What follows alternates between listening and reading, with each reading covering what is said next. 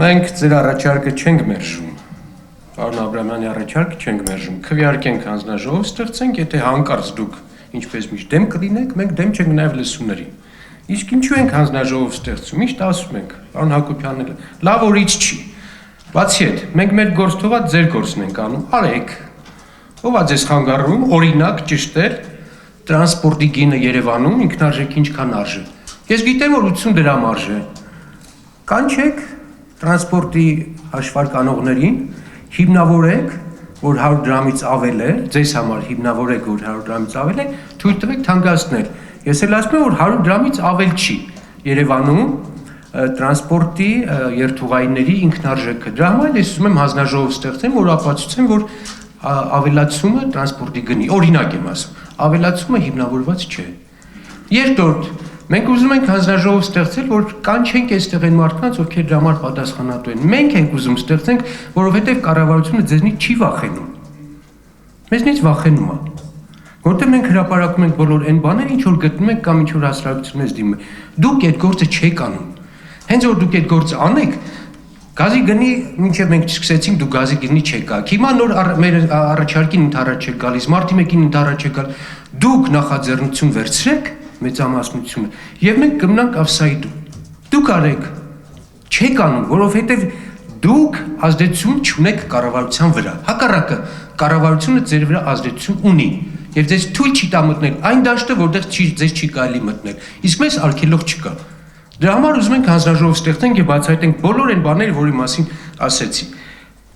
Փոքր կտորներով վերցրած ինչ որ ասվեց, կարմիր գծերը, նկարանող սարքերը, կൂട്ടակայինը ամեն ինչ լավ է։ Ամեն ինչ առանձին լավ է, բայց այդ բոլորը եկեք գումարենք, տեսնենք այդ գումարի արդյունքում, հանրագումարում ինչ է ստացվում եւ քաղաքացին այդ բեռի տակից կարողանում է դուրս գալ թե չէ։ Ես փորձ եմ հիմնավորեմ, թե ինչու չի կարողանում քաղաքացին դուրս գալ եւ մեր խնդիրը ոչ թե այդ երևույթների դեմ պայքարելն է, այլ քաղաքացուն պաշտպանելը, որ այդ երևույթների բեռի տակ չի կարողանում դիմակայել։ Ահա ասեք, Երևանում կա 350,000 մոտավորապես վարորդ։ Քանակը ճշգրիտ չեմ ասում, 350,000 վարորդ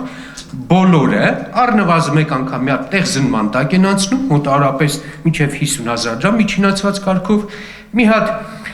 ապայի տակ են անցնում մոտավորապես նույն կարգի գումար, չկա վարորդ միջինացված կարգով, որ ամիսը 2 անգամ չընկնի այս ստուգումների, կարմիր գծերի, նկարանող սարքերի, արագաչափերի ազդեցության տակ միջինացված համեստ թվերով եմ ասում, դա կազմում է մոտավորապես 15-20,000 դրամ մեկ վարորդի հաշվարկով, որը 350,000 վարորդ է Երևանում։ Այո, պաշտոնական թվերն եմ ասում։ Վերցրեք Ստեփան Մարգարյանի հանձնաժողովում լսումների ժամանակ միջազգային կառույցների ներկայացված թվերը։ Ես ձեզ ասում եմ պաշտոնապես տպված թիվը, վերցրեք այդ թվերը կարող եք վիճարկել 350,000։ Եվ այս մարդկանց եկամուտների մեջ այս ամենը կազմում է շատ լուրջ տոկոս։ Եվ ստիպված սրա արդյունքում տեսեք ինչ է տեղի ունենում։ Վարորդները աշխատում են կամ վարորդներին աշխատացնում են 15-ից 18 ժամ։ Սա բոլոր նորմերին հակասող դրույթ է եւ մարդ որպեսի այս եկամուտների տակից դուրս գա ստիպված աշխատում է 15 ժամ եւ այդ վարորդը դառնում է հանցագործ, պոտենցիալ հանցագործ է 15 ժամ ղեկին աշխատող մարդը։ Իսկ ընդհանուր առմամբ, տեսեք ինչի ենք մենք դեմ սրան։ Մեր հասարակության 34% աղքատ բնակչությունն է, մոտ 1 միլիոն բնակչություն։ Եւ 2004 թվականից մինչեւ այս 10 տարվա ընթացքում այդ թիվը տատանվելով մնացել է նույնը։ Այսօր էլ Հայաստանի բնակչության 35%-ը համարվում է աղքատ։ Որպեսզի հստակեցնենք, աղքատ համարվում է այն ընտանիքը, որի յուրաքանչյուր շնչի համար 40,000-ից ներքև է եկամուտներ։ Այսինքն, միջին հաշվով Հայաստանի ընտանիքները, աշխատող կամ ոչ աշխատող ընտանիքների միջինացված եկամուտը կազմում է 160,000 դրամ։ Ուրեմն ես ձեզ ներկայացնում եմ Հայաստանի բնակչության նվազագույն ծախսերը, որ ամեն ընտանիք անում է ամեն ամսվա համար։ Ուրեմն,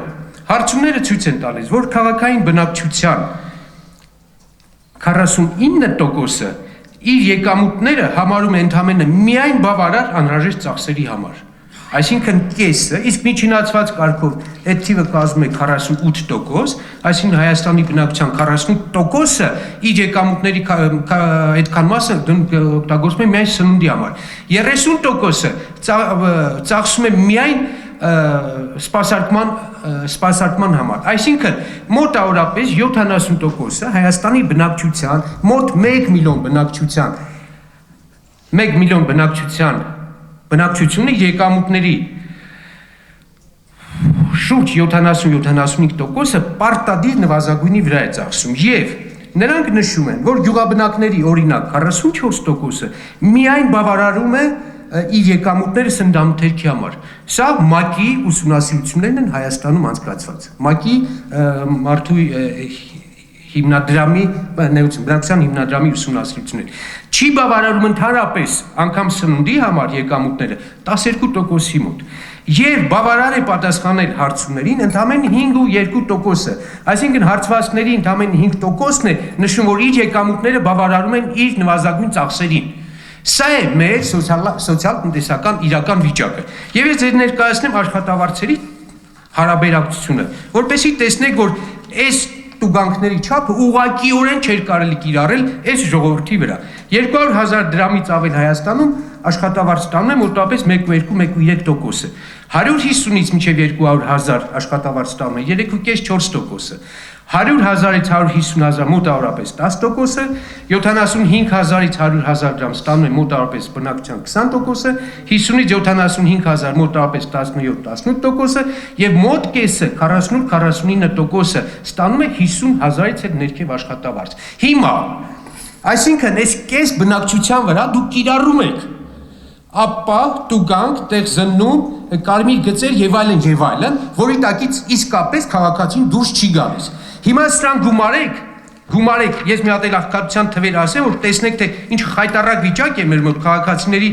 քաղաքացիների եկամուտների ծախսերի առումով։ Ուրեմն Պարենային ապրանքների եւ ոչ ոգելիչ խմիչքների համար աղքատության վերին գծի կառուցվածքը այսպիսին է. 56%-ն է գնում եկամուտների, 43%-ը գնում է ոչ պարենային ապրանքների եւ ծառայությունների համար։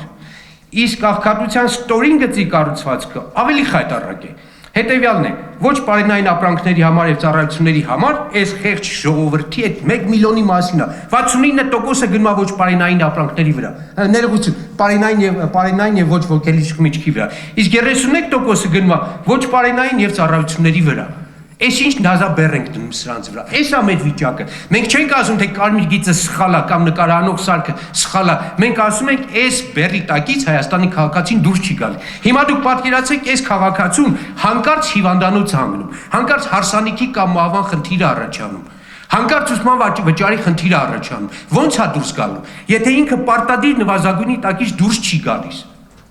Այս է մեր երկրի վիճակը եւ միակ փրկությունը, որ ձեզ փրկում է ուղղակի, տրանսֆերտներն են։